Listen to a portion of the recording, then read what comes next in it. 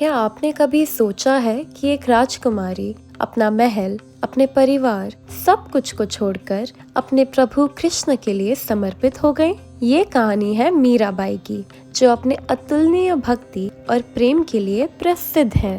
मीराबाई का जन्म 1498 में मारवाड़ के कुड़की गांव में हुआ था। जब मीराबाई छोटी थीं, तब उन्होंने अपने दादाजी के साथ एक संत को देखा जो श्री कृष्ण की मूर्ति के सामने भक्ति में मगन थे। इस दृश्य ने उनके मन में श्री कृष्ण के लिए गहरा प्रेम जगाया। एक दिन उन्होंने अपनी माँ से पूछा, माँ, मेरा पति कौन होगा? माँ ने मुस्कुराते हुए श्री कृष्ण की मूर्ति की ओर इशारा करते हुए कहा, मेरी प्रिय, श्री कृष्ण ही तुम्हारे पति होंगे। उस दिन के बाद मीराबाई की दुनिया सिर्फ कृष्ण जी के इर्द गिर्द घूमने लगी। उन्होंने कृष्ण जी की मूर्ति को अपने जीवन का साथ ही मान लिया और उनसे अपनी भक्ति व्यक्त करने लगी। जब मीराबाई की उम्र बढ़ी तो उनकी शादी राणा भोजराज से तय हुई, परंतु उनका मन कभी भी महल की जिंदगी में नहीं लगा।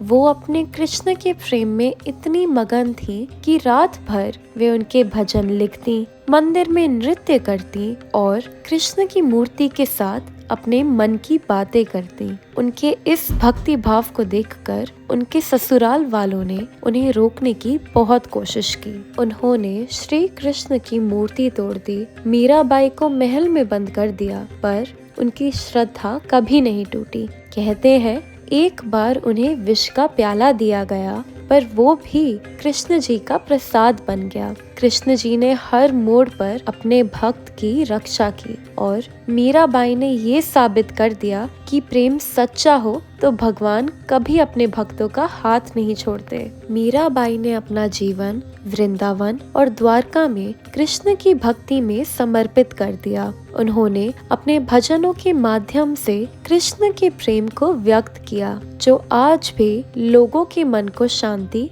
और आनंद देते हैं।